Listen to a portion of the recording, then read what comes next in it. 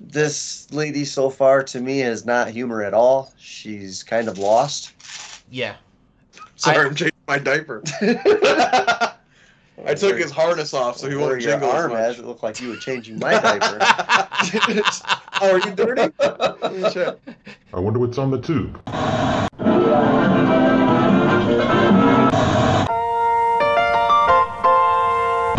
Welcome back. Thank you for being a friend. What you talking about, Willis? You are a meathead. No soup for you.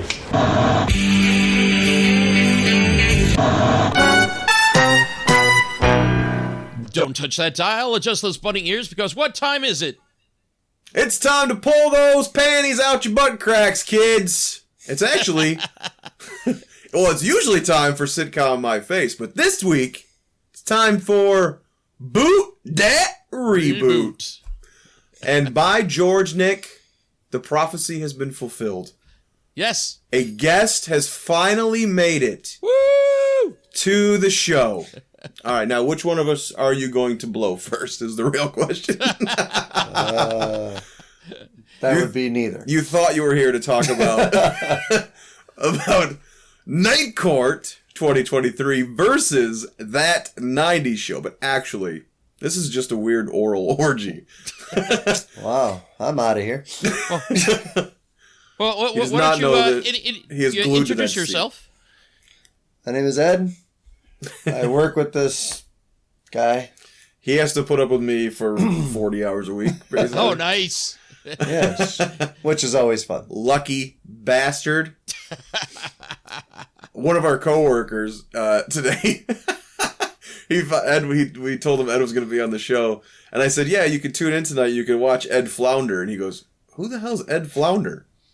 Well, so, No! Ed Flounder.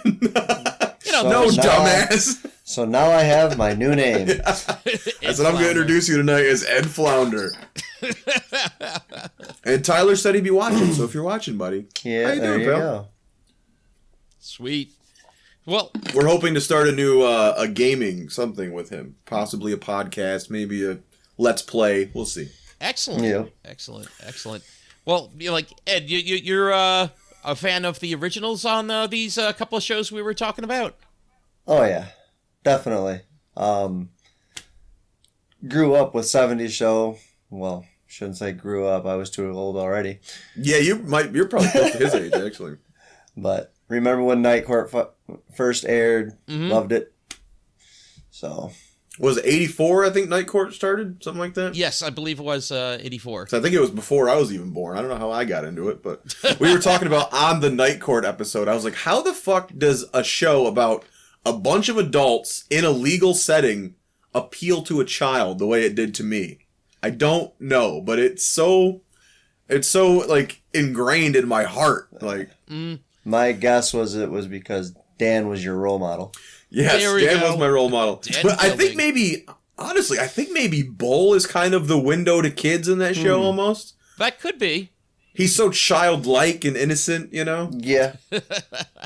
I'd go with that. And then that 70s show, as we discussed on that episode, 2 episodes ago now, we've done that 70s show and then that 80s show, and now we're discussing the new that 90s show.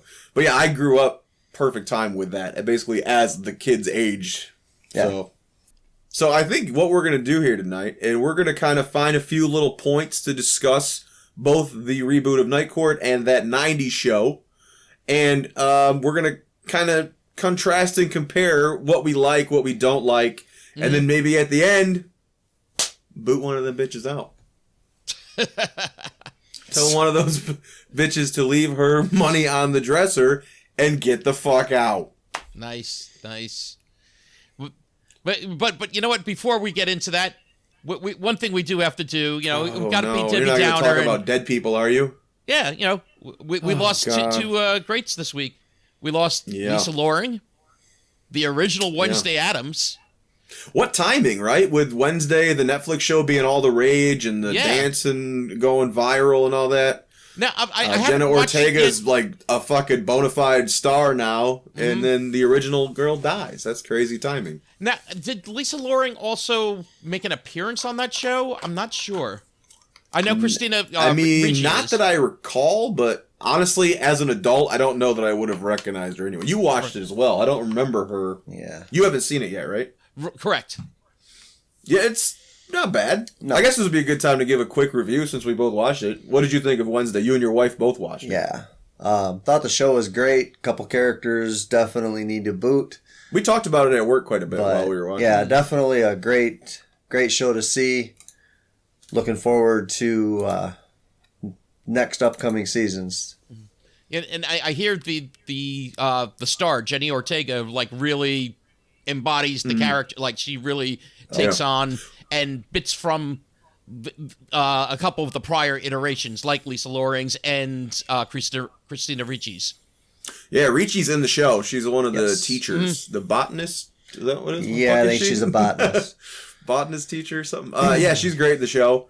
Jenna Ortega, I've been growing a fondness for over the last few years anyway, because she was in, I don't know if you watched The Babysitter on Netflix. It was a Netflix movie. They made a sequel, though, and she's in that, and she was great in that. That was, I think, the first time I saw her. And then she's in the new Scream movies. She's one of the stars of Scream 5, and she's going to be in Scream 6. Excellent. Spoiler, in case you didn't know she survived Scream 5, but Oh no! too late! Oh well. Thanks for ruining that. So, And being that we're also like we're with that 90s show, we're going back to we're going back to Wisconsin. Might as well Wisconsin! Cindy Williams, Shirley from Laverne and Shirley. Yeah, they were like a day apart. It was like, Jesus Yeah. Christ. Because we were talking about what our next show was going to be, and we decided on one, and then And that I was like, happened. well, Nick, I guess we're doing Addams Family or Laverne and Shirley next, because, damn. But why don't we slide back into the new shows? Why don't we hit that gonna 90s slide out show of the DMs first? being that we were just saying Wisconsin. So, yeah, that 90s show. I guess we can start with premise. The premise, you have Red and Kitty Foreman are back, well, in the same home as we left them. Right. A little bit updated for the 90s. And we have the child of Donna and Eric, Leia, the appropriately named Leia. Which, let's just say, is it weird to name your child after someone you're sexually attracted to? That seems strange. That is a little on the odd side there. I'm not going to name my daughter J-Lo, okay, is all I'm saying. Because I don't want the two things mingling. You know what I'm saying? Yeah. Anyway, so Leia comes to visit her grandparents for the summer, and the new group of kids become her friends, the neighborhood kids, along with one other child of the previous cast. Correct. Yeah, so that's the basic premise. How did you feel about this setup? No, I think it was good. One, it also gave us an instant not relatability, but characters we could instantly relate to because Red and Kitty. We already know them, and then Eric and Donna, and then near the end of the pilot, you also got Kelso and Jackie. So Red and Kitty are a great in for this, I think. Exactly. Definitely. Which you wouldn't think, because typically in these shows, you're taking the younger people. You know what I mean? It would have been much easier to do a Jackie and Kelso show. Correct. You know what I'm saying? Instead of having Red and Kitty or an be Eric the and anchor. Donna too. Yeah, but right. Yeah, I think it was smart to go with the Red and Kitty because also you already have the established place. Same locale that you did in that 70s show. No, not in that 80s show, as we found out. You dug the premise? Yes. I thought it worked. I think it was a good idea. Yeah, I think it worked out really well. I mean, you had a good set. The basement is, iconic. I said the first thing I noticed when I watched it is the first time you're in the basement, I was like, that's the old furniture from upstairs. Yep. That I loved. Little things like that, I was like, oh, okay. There's a little bit of continuity here. Yeah, and there were some leftovers as far as, like basement decor to, like a poster on the wall. Candyland. The Candyland game. Well, yeah, that was another leftover. Yeah. But so do we want to shoot to the premise of Night Court and then kind of discuss them both then? Okay. So let's shift over to NYC and Judge Abby Stone. And last we seen Night Court, Harry was still in the seat. He was the judge. The show ended. Didn't really have a finale. Correct. That 70s show did get a finale. Night Court not. So we pick up with his daughter now, and I thought she was going to be Christine's daughter as well, but I don't think they mentioned that at all. In fact, I was doing some reading, and an actress that will be playing her mom will be on, and it's a different character. Okay. Well, and I think technically Christine was married for most of the old show anyway. Their romance was very brief. They flirted a lot, but it was very brief. Right. So the premise, I guess, is that she's the new young judge in town, wants to impress the court the way her father did, and be kind of kind and new agey to all the criminals. They're all criminals. They're all freaks. And she comes into this new group of basically entirely new group of people working in the court. Correct. And we have Dan, who's brought into the picture because her defense attorney walks out on her. Right. And she apparently just is like, I'm going to go find my old dad's buddy and hit him up and see if he'll do this as a favor. And it actually comes from her going through her dad's old stuff. Like, she has a box of her dad's old stuff, and within it was actually the address for Dan Fielding. So, how long has he been gone in this show? Not long, then, I guess. Harry, or yeah, they don't really allude to like how long it's been. Because if his stuff's still in that fucking office, he must have not been gone very long, right? Yeah, I don't know. Even that, or didn't really. Someone left his shit in that office for 10 years or 20 years, whatever it's been. The judges that kept those chambers just didn't, give a crap and just left things up and put whatever else was there in a box. So what did you think of this setup for a new show? It was okay. Thank God. That squeak said it all. Yeah. Yep. Put some WD-40 on that fucker. Yeah. Again, having John LaRoquette there to basically kind of stabilize things. Yeah. Give us, a character also that we can reconnect with. But at the same point, is he the same Dan Fielding? No, he's, he's quote, matured. He, had a wife. He actually, settled down. He wasn't, just the womanizer that he was, back in the old days. And, Very much not. He was the prosecutor back then. Now, she brings him in to be the defense. Right. That's the good twist on this. Yes. Is that he is not the prosecuting attorney anymore. He's the defense attorney. Yeah. Which I do like that. Right. And the fact of it's so, foreign to him. Because, he's been doing a process serving. He hasn't been, being prosecutor in a while. Trying to relate to people. He's like, what the fuck? Yeah. I gotta know why you're here and care now? What? Yep. That's the one aspect I liked. Although, I guess we'll get to that in the character portion. Mm-hmm. Yeah. But you're okay with this setup? So far, I'm good with it. I like seeing the nostalgia of the old building. Correct. It's still there, and it's what I remember. I honestly almost thought, because it's all new people, I almost kind of wish the courtroom didn't look the same because it brings back all the old memories. True. And I feel like it would be easier to put all the old stuff out of my head if it just looked different, but... I can agree with that. I think they're going to have to fight nostalgia. The old way of it to bring in the new stuff. So, I could see that. Well, both shows, really, you're fighting nostalgia. Yeah. Right. It's you want enough of the nostalgia to hook them in, to give you that way in, but then it's like, oh, okay, now just take the show for what it is now. I just wish more of the Night Court people were alive. So maybe we should go right into returning characters, kind of, and discuss. Well, yeah. Why don't we go into the returning characters? Slide back to that 90s show. Sure. Okay. So as we stated, you have Red and Kitty. First episode, you have Eric and Donna as well. A very brief, Kelso and Jackie.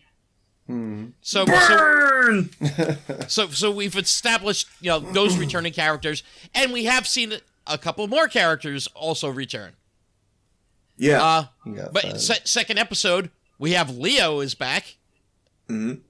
Was it yeah, I think second episode also is Fez is also back. Yeah, Fez was in 2, I think, and then Leo was in 2, and I think Donna was in 3, something like that. Yeah, I believe so. I guess Fez may be more, if you want to say, have more of a, more episodes, more of a plot going on, more recurrence. I love how and I didn't even think about it until they said it, but when she's like, yeah, he was an exchange student, but they just never exchanged him back. until she said that, I was like, oh yeah, that doesn't really make sense that he's still here, does it? I found it hilarious on the when she's like, well, where's he from? And the teapot makes noise and she talks over it. Yeah. The returning gag, yes. Because we never really knew. Because you said in the first episode it was the school bell over them talking about it. Yeah. Yep. Well, so what do you think about the returning characters? Do they work well in their return? Yeah, go ahead. I think they return well. Eric and Donna, I mean, to its own little point, Eric has not changed since the 70s show. Are you happy they're together? I'm happy they're together. But it was kind of destined. You've seen that at the beginning of the 70s show, and it just kind of carried through. Until the last season, when it just... Yeah. Well, Oh. when they really had to try for it. But to see Kelso and Jackie come in their brief appearance... Getting married for the third time. Yes. Yeah, getting doing remarried. Their second marriage. Second time. Yes. Yeah. But that actually kind of fit to the 70s show as well, because they were always breaking it off. So that child, they have a child on here. Did it say that's his mom? Because they mentioned he's a Kelso a lot. He's a Kelso. Do they say Jackie's his mom? I don't know if they explicitly say, but I think it's alluded to that, both Michael and Jackie are the parents. Because they say something about, I thought there was a line like he got his dad's looks in his mom's brains or something. Yeah, and I was going, kind of funny. I don't remember Jackie ever being that smart. No. So I was kind of wondering, but yeah, I guess it's just assumed since she's there, but. Right. Yeah, I think Red and Kitty are, it's cool to see them in their elder age there. But they've always been the glue, so I think that's what made the show smooth and run through, and I think that's going to carry over 90s as well. Correct. I totally agree. And then Night Court? Night Court. Should be a short discussion. And let's switch back to Night Court. Night Court. Returning characters. Who we got? A burly, silver-haired man that looked like a caveman. Dan Fielding. Dan, 3-time Emmy winner, back in the role. And he would have won more if he told him... Yeah, stop nominating He told me. him to stop nominating them. Yeah. Because he won too many. I wonder if that still counts. What if he's like can't win again because he told him all those years ago? I don't know. He's like, no, you can nominate me again, please. Yeah, please do it again. Yeah, so the only returning character on the new Night Court, Dan Fielding, John Larroquette. How do we feel about that situation? It's taken me a bit to get used to his character. Playing a different side. Yeah, it's not the same Dan, but it is. It's kind of. I gotta say, the one thing that really upset me, and I think it would have been a much more interesting way to go. So we have him, he's a widower. Correct. His wife, they talk about he was married, and I got so excited. And I was like, wow, what an interesting take that would be if you had a new Night Court where Dan was married and had to learn to be a good husband and not be a womanizer. Right. And then they go, oh, she's dead. Yep. And I was like, fuck. Yep. It's like, wait, we don't want to add another character to the show. You know? I would have traded most of the others for... Don't you think that would have been such an interesting take on this character that you saw for 9 seasons? Just treat women like shit. I think that would have been so much smarter, honestly. Mm-hmm. Yeah. Now, whether like as we go on, we'll learn more about how he became current Dan from old Dan that we remember or not. Yeah, I guess we'll see. And he talks about how she changed him. Right. What if we could have seen her change him? Yes. Mm-hmm. Don't just, like, what do they say? Show me, don't tell me. Yep. Right. Number 1 fucking rule in entertainment. Hey, what did they do? They told us. They told us. They don't show you. And I really would have loved to see that. Because then we probably would have bought a different Dan more, I think. Mm-hmm. But as of right now, you just go, huh.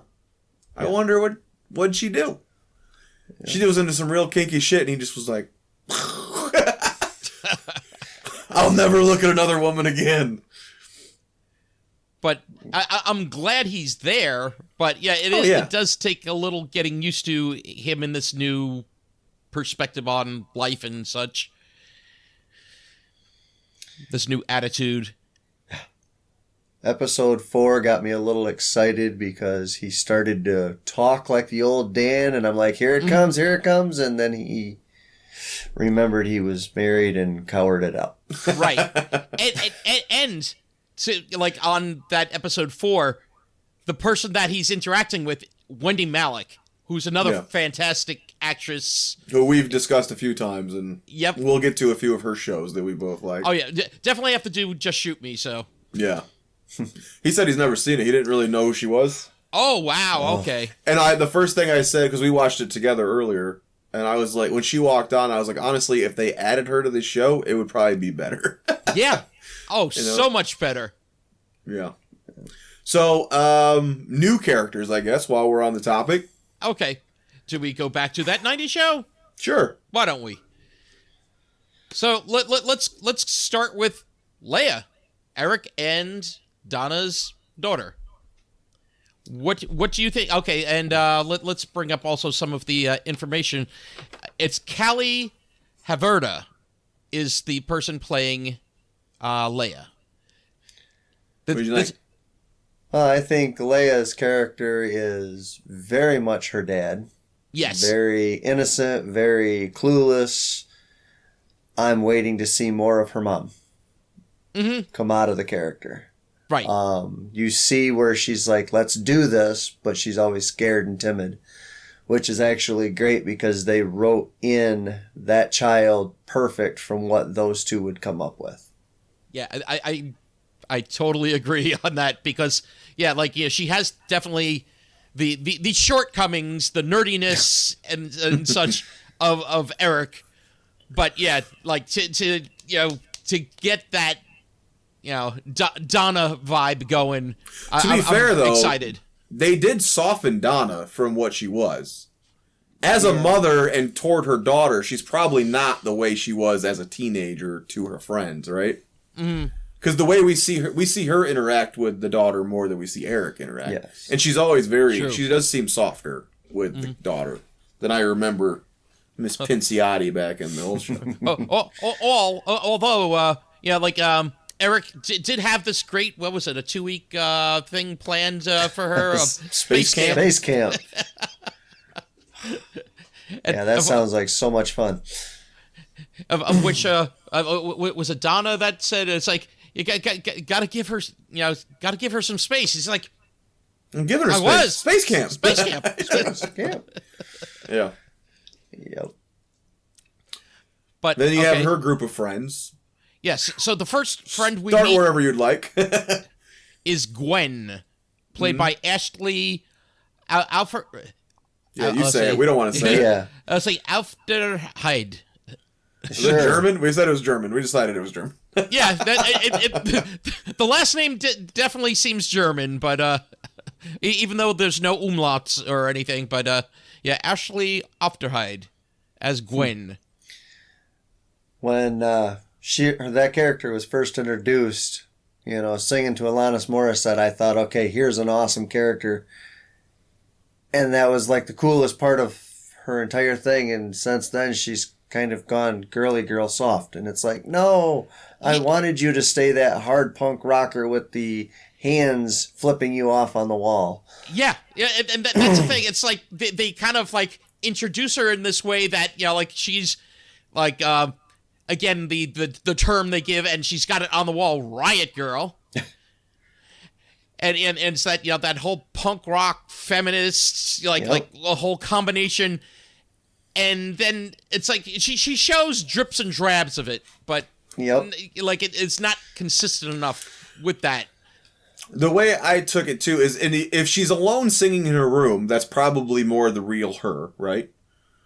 Yeah. Because she kind of, Leia walked by her window and saw her doing that. It's not like she was putting on a show. But they do talk a lot later, especially like her brother, about how she's not that popular at school, actually. She pretends to be more cool and popular than she is. And then at one point, one of the last episodes, she hears her listening to some real cheesy music or something, don't she? And she's like, don't tell no one. Michael Bolton. Michael Bolton. Ooh. She's like, don't tell nobody, You tell anybody and I'll kill you. So she does have something where I think she's pretending to be someone that she's not.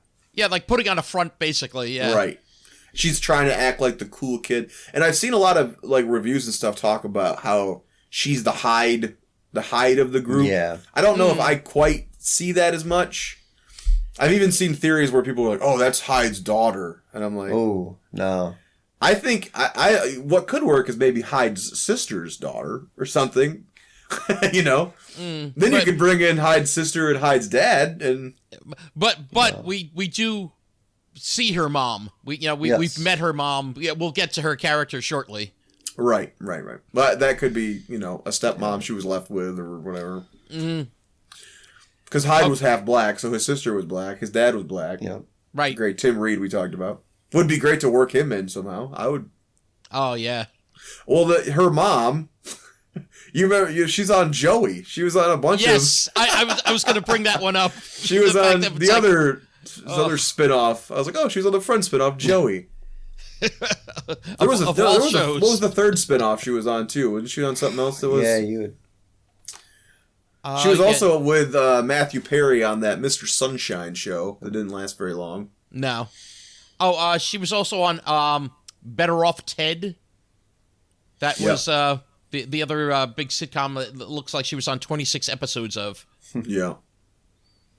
When she popped up, I was like, oh, she going to kill this one too? No, I was kidding. I actually didn't mind her on this show. I thought she was kind of fun, but... Yeah, I was going to say, why don't we discuss her character? We'll jump from the kids really quick. Yeah. She's introduced actually not in the first episode, but the second episode. It's kind of weird. It's like, oh, okay, where'd this character come from? They wanted to cram in Eric and Donna, so they give it a little... Sure. Yeah. They need a little more time for them. And Kelso and Jackie, of course. Yeah, my first vibe from her was actually Donna's mom from the 70s show. Kind of that ditzy blonde, that spacey, out the wall, crazy, quirky individual. She's a little trailer parky. Yes, very trailer parky. Yes, very. So that's what I initially got off of her when she first come on the scene. And living in Donna's old house next door. Yeah. Sure. Might have helped. Yeah, because when we first see her, basically, she comes in, she has a beer and pops the cap off on the table. Maybe she's like Midge because she's sucking in all the same paint chips from the walls of the house. Yeah, it could be. That's a possibility. Yeah, I don't mind her in the show. She does feel a little forced, and yeah. I think I would have preferred maybe Bob to be back regularly, you know, instead of a new character. But we actually do see Bob in one of the episodes. Yeah. And again, he is technically the other grandpa for Leia. Yes. But and they don't mention Midge, right? No, they do not mention Midge. But I got to say though, Bob looks, I don't know if like you guys got this. Plump. I don't know, health-wise, he doesn't look in the best health. No. So No, that's not. probably one of the main reasons he's not like a regular on the show. Yeah, could be. What was the Gwen's mom's name?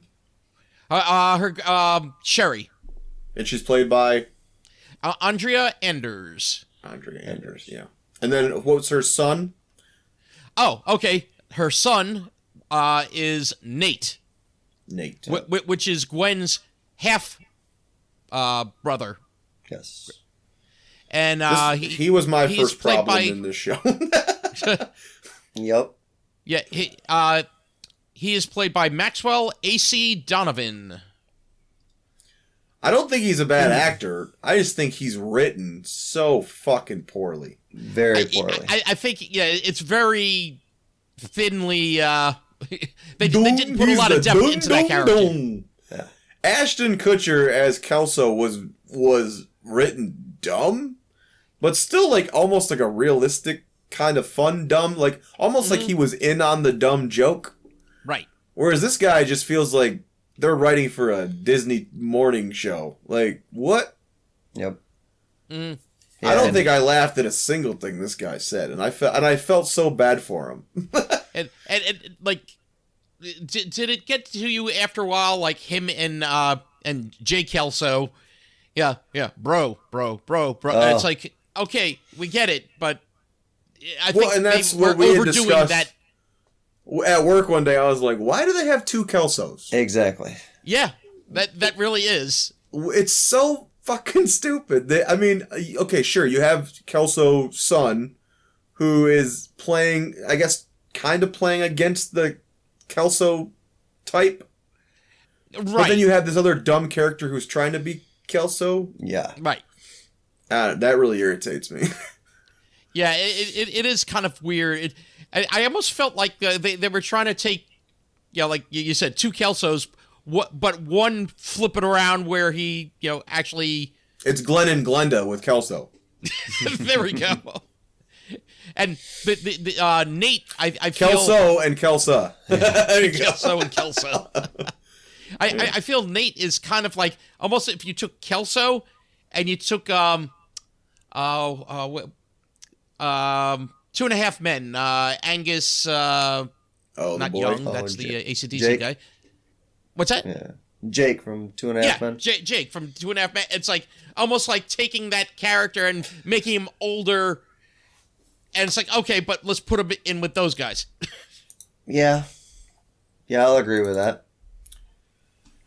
Yeah, and him and the girlfriend, the Nate and the girlfriend are always just making out, and it's just, they always just feel pinned on, almost. Yeah. Yeah. They try to give them the tags of the scenes, the jokes, and they just never worked for me. Mm-hmm. Those two especially, and probably Jay, whatever, Kelso Jr. boy, those three did not work as well for me. Well, let's talk about Jay Kelso, played by Mace Colonel. Definitely, I mean, they could not have found a Kelso any better placement. You look at Right. the two, and it's like they could actually be related. I mean, they both played It's the hair. part. It's the hair, as they all say. Yeah. The only difference is, yes, he got Jackie's brains if Jackie is the mother, because he doesn't quite have the doofiness. So I think that might be why they brought in the other Kelso, if you want to say, to have the doofiness, and he's the Casanova. But I don't know, his character, to me, I think has potential, but he also feels forced. Well, if you look at, we talked Dan Fielding on Night Court. No longer a womanizer. As a person, he's changed. Yeah. This is a version of that actually makes a little more sense because it's the child of someone who is not exactly like his father. It's not like, you know what I mean? Although the girls like Gwen and Nikki say it's like, oh, he's a man whore. Yes. But we don't see it. No. But yeah, we don't see. Well, he does hook up or start going out with that one girl from the shop. Yes. But that only lasts one episode? It still seemed pretty episodes? innocent though. You know what I mean? Yeah. No, yeah, it wasn't the same as because these Kelso kids are Michael. supposed to be young. I know the actors are older, but I think they say she's like 14 or something. She just turned 15. Leia did? Yes. She had her 15th birthday. Right. So I mean, what's a man whore at 15? Yeah, that's the good question. I was a man whore in kindergarten holding hands on the bus with my little girlfriend. I was such a little slut. Horrible. Only one of my fingers stank after. Yeah. Okay. Man. Let's big that we talked about Nate. Let's talk about his girlfriend Nikki. Yeah. Played by Sam Morelos. She's a spokesperson for Soul Glow, right? I think I saw her on the Soul Glow commercial. If oh my God. I'm just jealous. Yeah. Just jealous, bro. And in my opinion, if they were to have to cut some of the budget, they wouldn't miss that character. Wow. She did not, to me, have much of a role. She had one episode to shine, finally. Toward the end, they gave her... When she Red kind of warms up to her, which was interesting. Oh, yes. Yeah. That's right. When she was upstairs reading the paper. That was when I first liked her, yeah. Yeah, and he was like, yeah, I like you. And then, well, what does she say? She says one other thing later. It's like, I don't like you anymore. Yep, takes the paper from her. I guess we should state, because this will be out there for eternity. As of this moment, we have only seen 4 episodes of Night Court that have aired. Correct. And the 10 that have of that 90 show that have dropped on Netflix for season 1. True. Somebody will find this when there's 3 seasons deep and go, these fuckers don't know what they're talking about. Yeah. These guys are idiots. Yeah, this is the point. It's 1 season of that 90 show and 4 episodes of Night Court. Just want to throw that out there, because I'm going to see a comment fucking 2 years from now. Well, actually, in episode 6 of Night Court, that fuck you. Yep. So. Well, and let's finish off the kids group with who I think is the most Chris Hansen. Somebody call Chris Hansen. He's over here finishing Ozzy. off kids, dude. We have it recorded. Which one did you say? Ozzy. Oh, yeah. Well, you start with Ozzy. Me? Well, you can start with Ozzy, too, if you want. I was going to say, I think this is actually the most forced character. Like, I understand having, gay representation, also Asian American representation. I'm all for that, but the way they portray the character is just so over the top. Yes. Very overdone. Oh, it's grating. I think looking back at the 70s show, you had the Fez character, the foreign.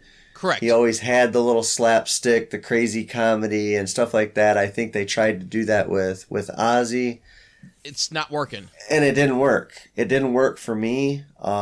He does have some of the funnier lines, but I don't like the character, and I don't like the way he reads his lines. Yeah. Yeah, I think it's a combination of the way the character's written, plus the delivery is just, it's not working whatsoever. Now, so let me just say, first of all, the first 3 episodes of that 90s show, I fucking hated them. All of them. The first 3 episodes, I don't think I laughed once. I was like, it's fun to see the characters back, but I don't think I liked any of those episodes. It was around episode 4, the rave episode, where there was a few things that started hitting for me, and the writing felt like it stopped doing the member berry shit as they talk about on South Park. Member, and I was like, okay, there's a little bit here, and you start to get a little bit of the 90s stuff with the rave, and like, okay, they're starting to try to be their own thing. But for Ozzy, I kind of like him. I don't mind him as much as other people seem to. I think, like you said, he does have a lot of the best lines, which helps, I think. Yeah. He is only a comedy foil. He doesn't really have any heartfelt. Well, I guess coming out kind of. Yeah, the episode 5, where he wants to, like, his step-by-step plan on coming out, and it's like, an adult that he knows. It's not really a heartfelt coming out storyline, though. It's like him and Kitty, and it's kind of cute, but it's not like, they don't make a big deal about it. They make more jokes about it. Yeah. Mm-hmm. And actually, that story is even less about him coming out to Kitty as it is about teaching her how to use the computer, which I had to teach my fucking mother how to use a computer. Mom? Yes. Have you figured the shit out yet? She's still like, I don't know how to watch your internet program. That's what I was just going to say. Do you think she's watching or not? I don't know. Yeah. I don't think she knows how. No. But if she does, I love you, Mom. Yes. Good one. Good one. Good save. But yeah, so that was, I thought that was good. I think he's kind of funny. I think that he is unique enough. And I think it's just that actor that he talks a little funny and he is a little quirky. And I think that's okay by my book. And he was more entertaining than the 3 that I named before. Yes. I will have to go on that one. I'll agree with you on that. I would say if you were to cut 3 characters, he wouldn't be one of the 3 that I would choose. Oh. You're saying he would be in your 3, one of your 3. Unless he can show us something different, yes, he would definitely be one of my 3. Oh, I think he is something different, but you just don't like that something. I'm not saying the gay thing. I'm saying as the way the character is written, you don't like. Yep. Yeah, you see, for me, if I had to, I would probably get rid of him, Nate and Nikki, actually, probably. Yeah? Yeah. I would go Jay, Nate, and Nikki, probably. Okay. I just think there's a better version of the Jay Kelso son thing. There's a funnier version of that. Yeah. Especially when Kelso is so iconically funny. Mm-hmm. Yes. To make his son so kind of vanilla, to me, is... Yeah, it did kind of hurt the Kelso name. Yeah. Not that his brother was... Kelso like brand. Was it Luke Wilson played his brother, right? In the old show? And not that he was that interesting either, but... Oh, the one returning that we did not mention was Fenton, which I liked. Yeah, I forgot about Fenton. Jim Rash. Forgot about him. Yeah, Fez's former landlord and now Sherry's landlord. That guy used to be on Reno 911 a lot, and I loved him on there, too. He's a funny actor. When he popped... I think it was the final episode, right, of that season he popped up in? Something like that. I was like, hell yeah, dude! So I hope there is more of... Oh, we talked about Pastor Dave in our Kids in the Hall episode. He's referenced, but we don't see him, unfortunately. Yeah, he's referenced in the adult section. They could get him back. So he's in the adult section of the video store. Pastor Dave! And what you say, that's very unholy. That's very unholy. I was going to say, what did Kitty say? So maybe in future seasons they'll get him back, because that was... Yep.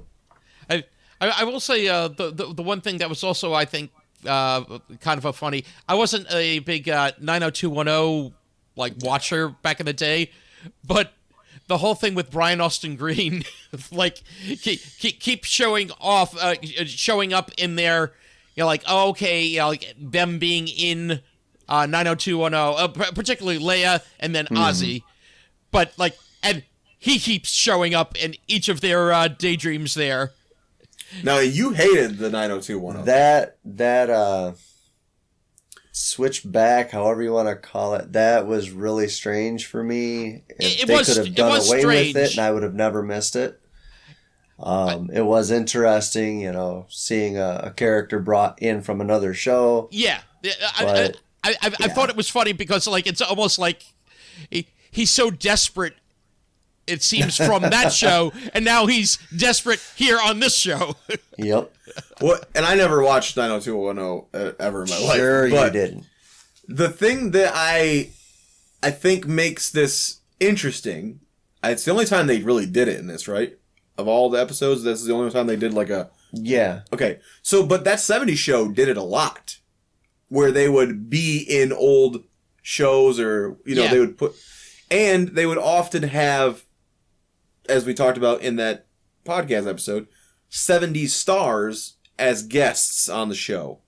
So I think this was that 90s show way of trying to dabble in that. Yeah. I like where that. they want to, maybe they want to start bringing in more 90s actors and stars the way that 70s show did. And okay. I really seem to recall that 70s show doing like 70s game show mock-ups and stuff, like episodes like that. Not whole episodes, but flashbacks or, So I think that was their way of kind of dabbling with that to see if it would work. So yeah, I don't think they could have done a lot more with that, actually. I don't think it was that funny, but I think it makes sense in the world of this show to me. Yeah. Mm-hmm. Okay, I could see that. And again, the allusion to Clerks, it's like it would have been great to like have like either a cameo from somebody from the Viewist universe or something like that. Yeah, for you, the only reason we know each other is because of our love for Kevin Smith. Right. So that whole was the second episode where they just are loving on Kevin Smith's Clerks. Yep. If you want to learn how we met, go back and listen to our very first episode 0. Right.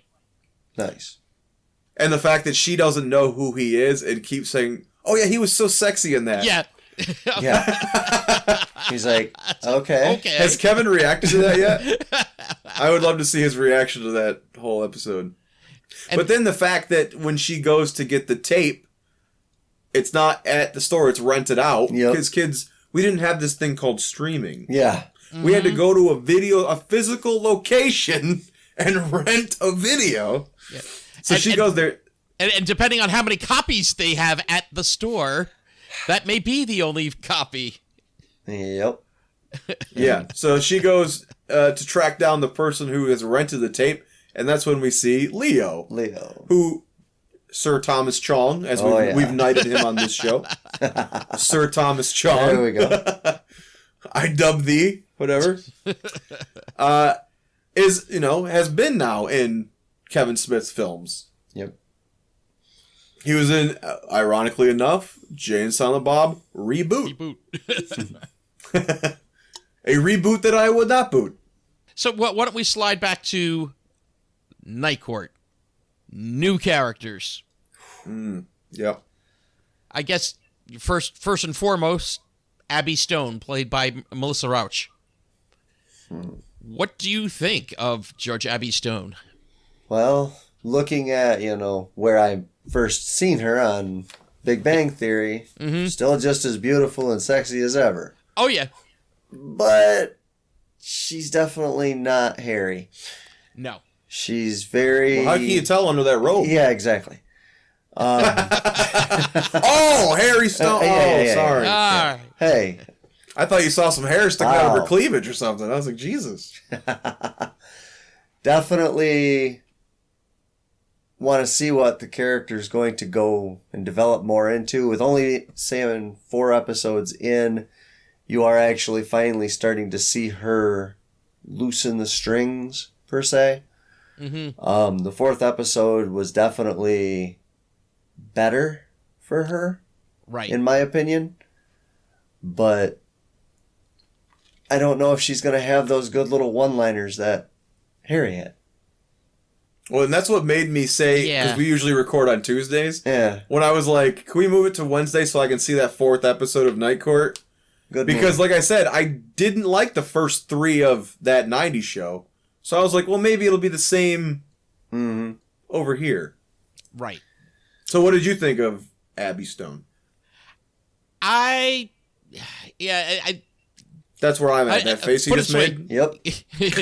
That's what Ed has said. I agree on, like all points Mr. there. Flounder. Mr. Flounder to you. Yes, Mr. Flounder. I think the only time that I know they're trying to also give her, because she comes from upstate, it's supposed to be upstate New York, where it's a lot more rural, and now here she is in the city. So the rural girl now judging in the city. So, like, I get a little bit of that, but yeah, it's not nuanced enough for me yet. Maybe before she was a judge, she was a rural juror? A little... That was a little 30 Rock reference, kids.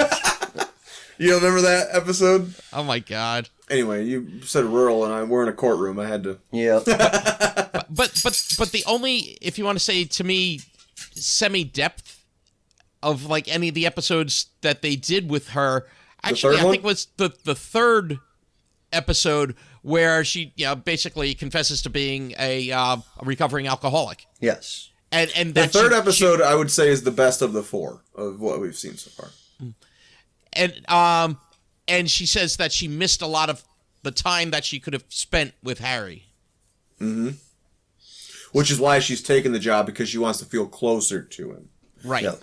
So on our Night Court episode, we talked a lot about the heart of the show. There was a lot of great heartfelt moments on Night Court. Mm-hmm. The first season overdoes it a little bit, way too much heart. Yeah. But as the show went on, they really learned to balance it. So the comedy was outrageous, where Bull's a fucking space alien. And then the heart was really grounded, where, Harry quits because he makes a wrong call. And there's that great scene where Dan has to talk him into becoming a judge again.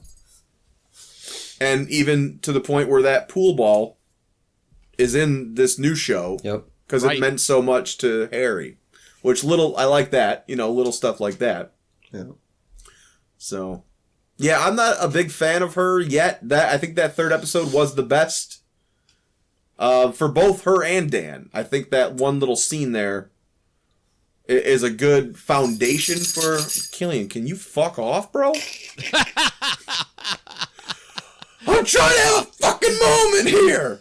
Well, he wants to express his opinion of of Judge Abby Stone as well. He just wants to pee on her bench. Yes. Okay. How about we go into? We've already covered recurring, so we had Dan Fielding. Why don't we go into who is the assistant DA now? Olivia, played by India de Beaufort. Not my favorite character. She's very dry. Mm-hmm. Marky Post's character was dry as well, but she had her humor. Yes. This lady so far to me has not humor at all. She's kind of lost. Yeah. Sorry, I'm changing my diaper. I took his harness off so he won't jingle your as arm much. has, it looked like you were changing my diaper. Oh, are you dirty? Let me check. It's like right in. Is Jay changing Ed's diaper or Killian's harness?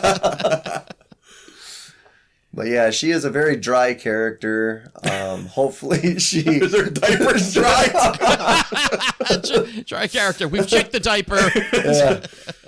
Hopefully they work in some comedy for her and she kind of figures out how to make this more interesting of a character. Yeah, I'll be honest. She is probably the most uninteresting character on this show. Yes. It's like, oh yeah, that's right, she's there. I think you guys should do a podcast together. She's my favorite of the new characters. Really? What the fuck is going on here? Hey, I'm just gonna. You guys could take this shit over. I'm like, we're doing some odd couples over here. This is some weird shit. Tell us about Olivia there, Jay. What is it you like about her character? Well, let's be fair. She doesn't have a lot of competition for best new character. Right. I don't know. I like that she is kind of the strong, kind of feisty woman, but she doesn't seem overly confident yet. She wants to get out of here. Yes. She's only here to do her job so she can move up, right? Right. Yeah. Which I kind of like. So she doesn't really, I guess, pussyfoot around. She's kind of to the point, and similar to the way Dan was, where he's just like, get the fucking criminal in the jail cell and let's move on to the next case. I kind of like that. Yeah. Where she does falter a little bit is when she starts going into, usually away from the bench, she's the more neurotic. Yeah. Like, especially that one we watched today with the office, and that the insecurity stuff, when it turns to neuroses, gets a little annoying for me. Mm-hmm. But when she's standing in the courtroom next to Dan, I do kind of like their banter. And I think there's potential with her, more so than some of the other new characters we will get to. I think there needs to be more banter for her, because it really, to me, she hardly shows up on the radar for me right now. There you go. Well, and do you think that's because they are focusing so much on Dan right now? Yeah, I think so. Do you think they're focusing too much on Dan? No. Say that again? Do you think they're focusing too much on Dan right now to have all these new characters and really the show only be about Dan? You know what? Like they could give some more time to the new characters, but I don't know if it's necessarily a good thing yet, because it's like some of these new characters are just not well defined yet. Yeah. I think that's the main problem. Yeah, I like I said, I think she's my favorite of the new ones, but that's not a high bar because. So, what's your next one? Okay, so now we have the court clerk, Neil, played by Kapil Talwalkar. Sorry. Yeah, he doesn't do anything for me, honestly. He's no Mac. No. No, definitely not Mac. The way I put it to you earlier, I think, made a lot of sense, where I was like, I think, was it Charles Robinson was his real name? He was just so naturally charismatic that when you have that position on this show, which they're doing the same thing with him, present the case, boom, boom, boom, it's so much exposition that I feel like when Mac did it, it felt really natural, and he also had a charisma that just made it interesting. Whereas this guy just kind of lays it out there, and it's not interesting. I think he's been given, as far as the new characters, I think some of the funnier lines, but Really? But yeah, that's about it. It's like, again, not a well-defined character yet. Like he was the one changing the names on the board, driving the bailiff crazy.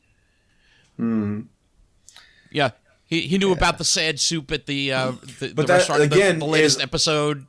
That again is an entire story where we don't know who did it, and it's a minorly funny thing, and they literally just said he did it. Yes. So you're telling me he did a funny thing without showing me he did a funny thing. Right. They don't show him doing it. It's just him basically admitting that. So you're telling me what his sense of humor is, but you're not letting me experience it. Show me, don't tell me. But especially if you're a Rush fan. Sorry, showing my age. All right, show him. Get it out. What I got out of his character, to me, is it seems like he just graduated college, just got his degree. He's green under the collar, gets up there, has no idea how to do this, and he's just going to read it off the paper and go. Yeah. That's about all I got from his character. They just keep saying he's eager to please, basically. Yes. Yep.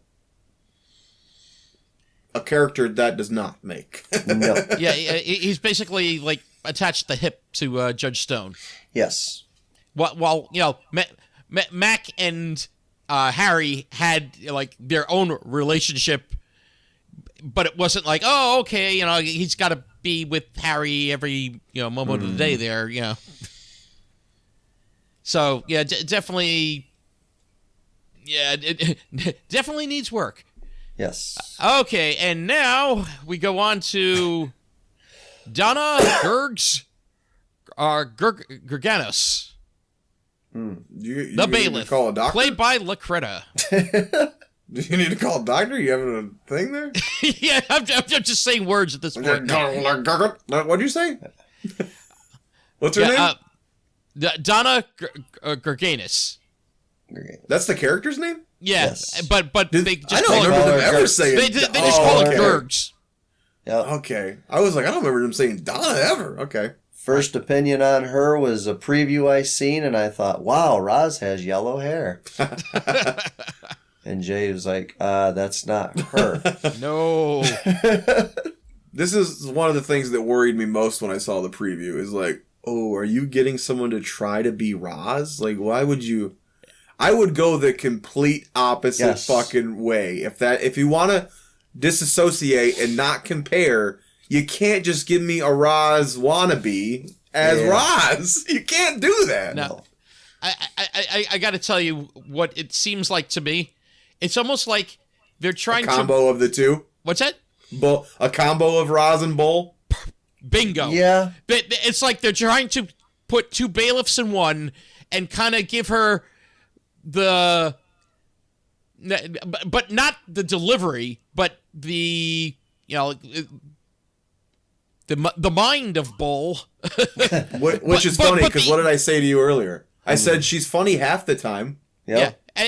And then some of the sass of Roz.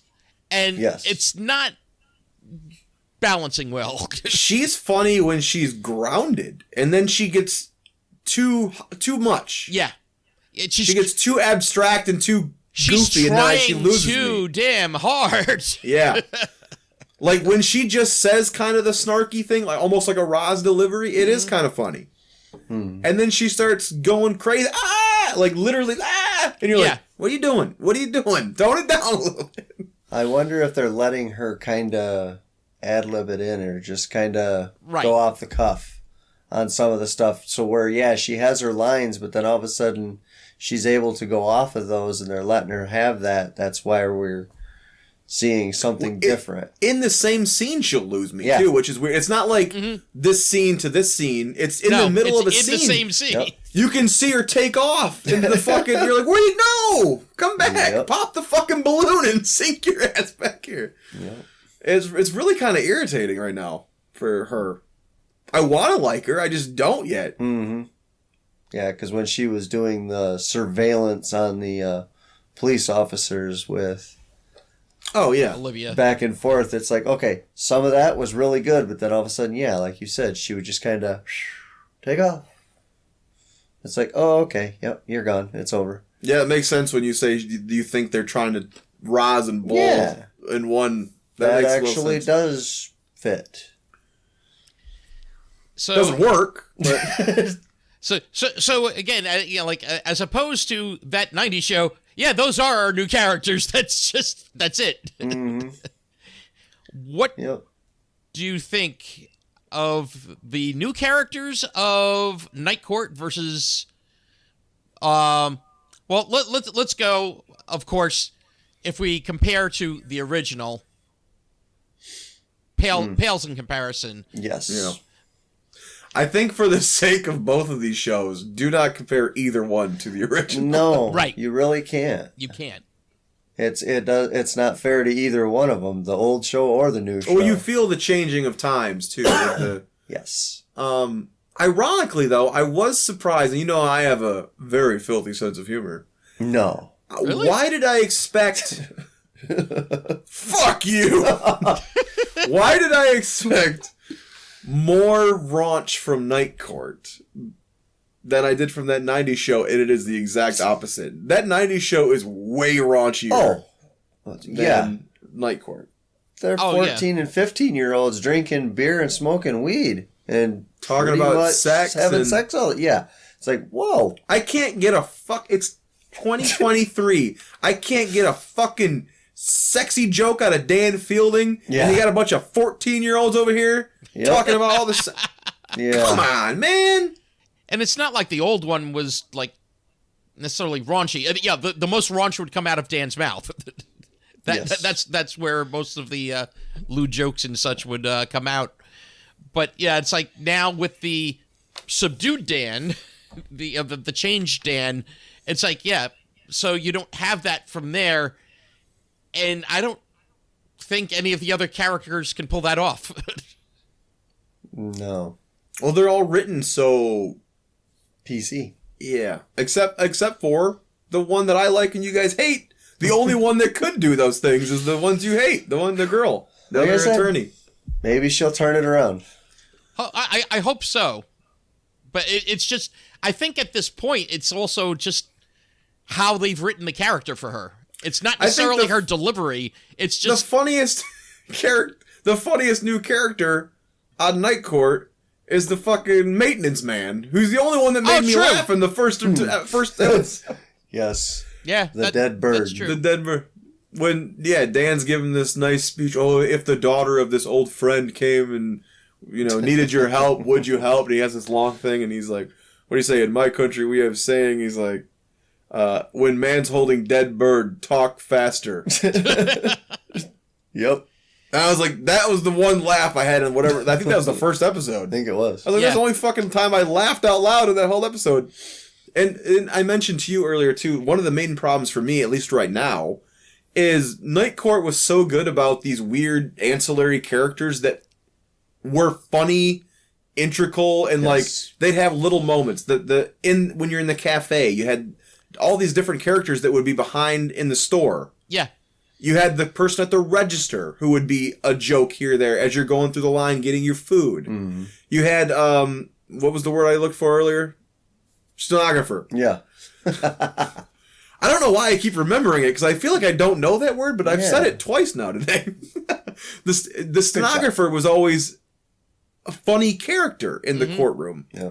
And usually played into it. So none of those things, and I keep watching, those are just extras right now. So far, the stenographer that they brought in was a neurotic, crazy lady. So. Yeah, and they put her in the second episode, and then she's gone. Yep. Like, she could have been fun. She could have, like, what are you doing? And you know what? I'll say also, the quality of the defendants hasn't been there either.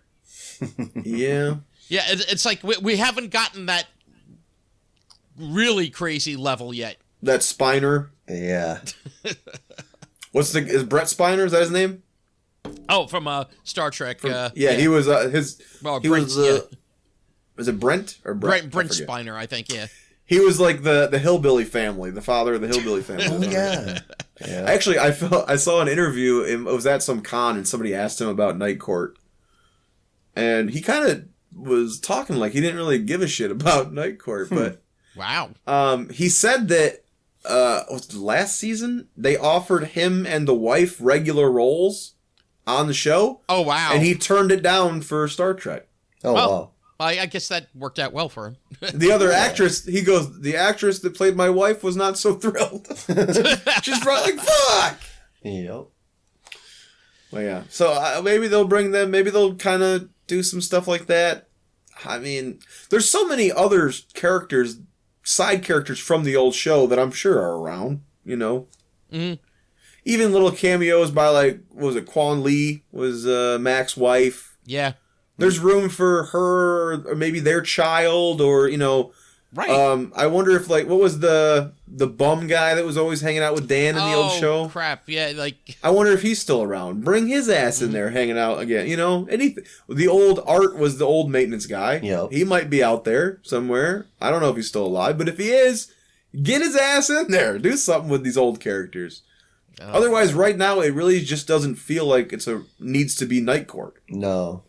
It definitely needs work. Yeah. So, like, I saw an announcement they're doing a remake of, was it Matlock? With Kathy Bates. Really? What? And I said, I love Kathy Bates, and I'm sure Matlock would be great. Why the fuck does it need to be Matlock, though? I know. Why can't you just do a new show with Kathy Bates in the similar vein? You don't need to stamp fucking Matlock on it. Yeah. She's nothing like Andy Griffith. Like, what the fuck? This transfers from both the small screen to the big screen, where it's like, oh, okay, well, and this is the second remake of this movie. You can allude to other TV shows if you want to make something that's like, prime example, and I'm glad that we did the episode because I hadn't watched it before, but Raising Hope. How it alludes back to My Name is Earl. Mm-hmm. Without having to outright, it's like, oh, well, this is a spin-off of My Name is Earl. It's like, no, they did it in a way that, on a different network, so they probably had to do it that way. Right. So it's like, do something like that if you really want some kind of connection to, some other show, some older show. Don't just, We're gonna just call it the same show, but yeah, recast everyone, and it's a new setting, etc. Well, and the one thing we talk about all the time is the theme song. So let's talk about these new theme songs real quick. Yeah. Well, these new theme songs? Well, Night Court. Well, these new renditions. Yes. Renditions, yes. The new renditions. New instruments, that's about it. Yeah. The Night Court, it's a shorter, updated version of the same tune. I believe I saw an interview with Larry Cat too, where was it his son or son-in-law who did it? Oh, that I did not know. I think it was either his son or his son-in-law arranged it. And so when they were doing the show, he goes, well, actually, my son did a version of this, and they just loved it and used it. I don't like the updated version of this song. I think they kind of ruined it a little bit. But yeah, I think they should have just, if you're going to... left the original. Yeah, just use especially the original one. If you're going to do that little to it, just add that extra. Yeah. Just leave it the way it was. It was perfect. But what about that 90s show theme? That 90s show, I mean, it was good. It was nice to hear. I liked the original on the 70s show. They're in the car jamming out. That was one of our favorite theme songs, I think. I think that was awesome. They did a good rendition, but it misses something. Yeah, they definitely 90s-fied it. Yes. But they also, just like the Night Court one, they cut it shorter. Mm-hmm. And yeah, there was something about the experience, like you said, from that 70s show. Yeah, they're all jamming in the car, and then this one is just like kind of like some stills of Well, it's like I think they're supposed to have a camcorder. I think the idea is that they're playing with a camcorder. And it's like a 90s, Yeah. Well, I think that the 90s show theme did a better update than the Night Court theme because at least it plays into the theme of the 90s. Yep. Yeah. Definitely. And even with the opening titles that are playing during the Night Court theme, they just kind of tried to recycle the old opening, which is weird to me. Yeah. It really, it's weird. They're trying to recycle, but yet at the same point, it's not feeling recycled because like it doesn't have any of the charm of the original. Yeah, they need to. They're picking and choosing what they. Yeah. All right. Well, are we ready to kind of break these down and decide which is? Okay. Or do you got anything else you want to cover first? No, I think that's pretty much what we want to cover on these. Unless you want to also, what we didn't say. Fez in the new show, he has his own line of hair salons. Chez Fez, not Shea Fez, but Chez Fez. I wonder if that's where Nikki got her soul glow from. Could be. Could be. All right, well, so on the premise, which show do you prefer? Which show premise do you think establishes and makes the most sense, maybe comparatively to the old show? I would say right now, I mean, being able to see 10 episodes of that 90s show, I'm more knowledgeable of the characters, but I want to look at Night Court, and I'm hoping for more. I mean, so the basic setup of the show, to me, a child going to visit her grandparents makes a hell of a lot more sense than an attorney quit, so I'm going to go find my dad's old friend. Yeah. So my vote's going to that 90s show based on premise. Same here. I think also when you look at the pilots, that 90s show, you kind of just are easily just, pulled into it. You're pulled into it. You hit the ground running, basically. Okay, you don't have to take too much time. You're into it. Like you said, the premise of, it's like, I'm going to stay here with the grandparents because, hey, there's some friends I could make here. Yeah. You think the setup for Night Court is better than 90s show? I think so. Okay. All right. Okay. So, and then how about old characters? Best used, make sense in who they've become? Which show do you think? Obviously, there's a lot more to deal with on the one show than the other. But a couple more characters in one show than the other. Right. Correct. Yeah, and I think, given that, it's a lot easier, relating to those characters on that 90s show, and I think where they're at now also in life also makes sense. Mm-hmm. And, I definitely think that 90s show handles the existing characters, and hell, even Leo. Yeah. Well, and it's just unfortunate that the one returning for Night Court, he's not the same character at all. And as I said, I wish I could have seen married Dan become the man we see. I would have loved that. Yes. So, what's your vote? 90 show as well? Definitely the 90s show. Okay. I mean, it was great So, to 3 see. 90s shows on that one. It was great to see the old characters.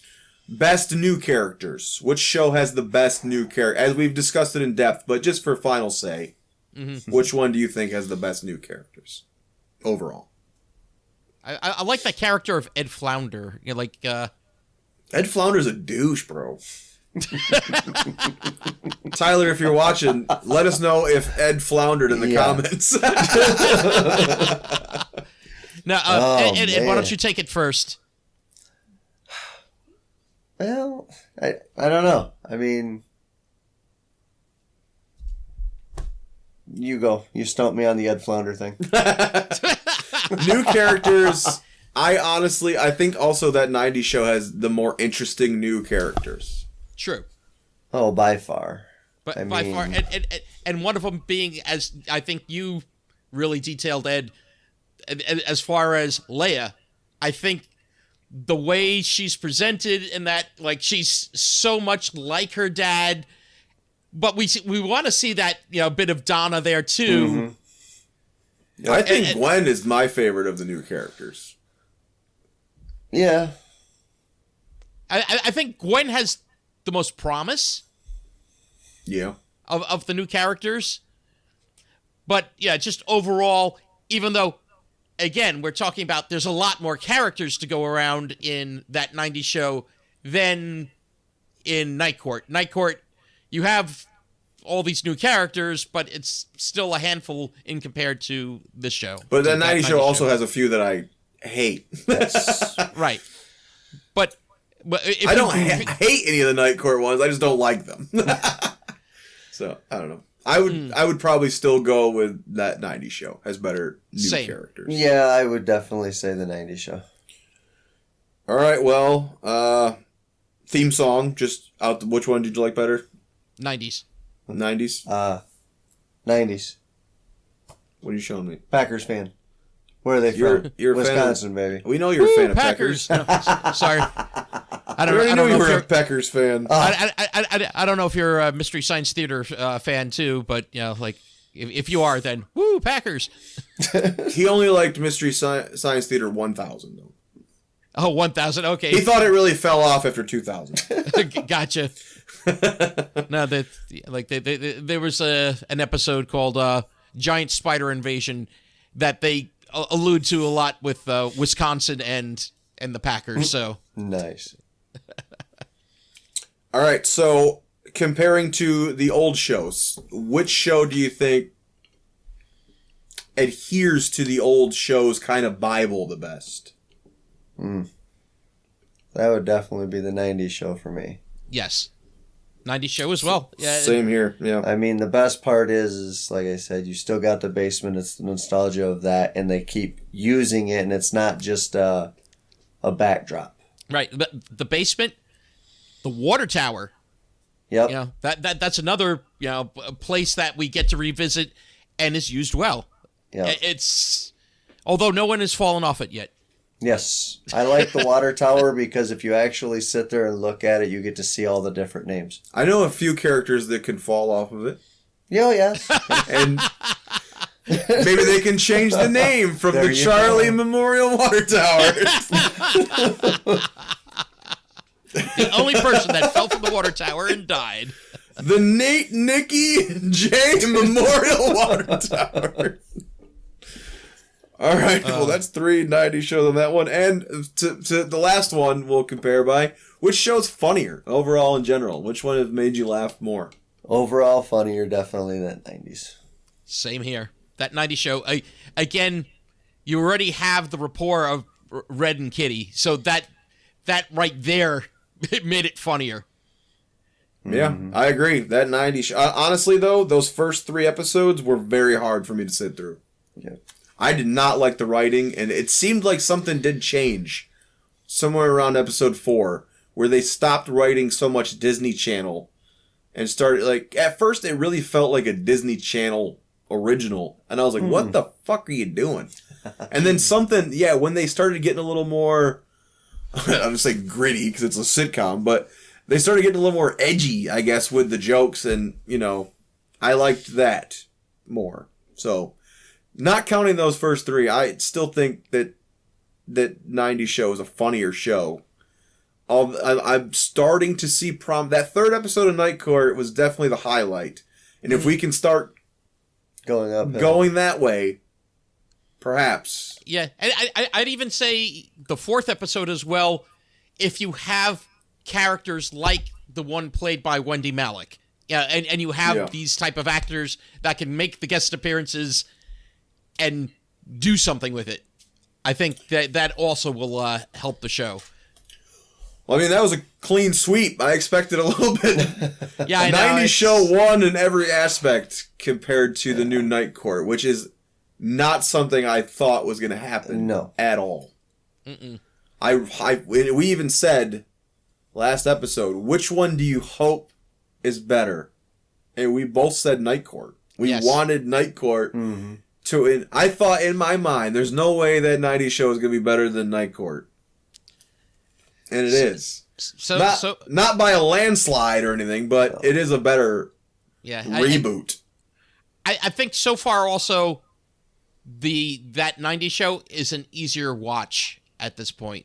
I think that's the other thing about Night Court right now. It's because it's so still like in its early stages and the characters aren't really fleshed out that it's like I haven't been excited get to it to tune in yet. Yeah, just because I don't. It's still got so much uphill battle, missing all those genuinely amazing characters. Yes. So, well, there you go. We booted that reboot, and that reboot that got booted was Night Court. Wow, I did not expect that, but the sweep by that 90s show. Yeah, and I'll say this also, taking that 90s show and comparing it with that 80s show, that 90s show also wins. Yeah. I have not had the pleasure of seeing that 80s show. So it's on YouTube. It's all free on YouTube. Say. Not streaming anywhere regular, it's just on YouTube. Oh. Well, how do you feel? You think you'll be able to shit later? Were we gentle enough? Yeah, I think you were gentle enough. You changed my diaper. You got a diaper change and everything, bro. So Ed, is there, like, if people want to reach out to you and talk about the great Ed Flounder, is there any place like social media that you want them to find you, I am so not or social are you like savvy. one of these mystery men?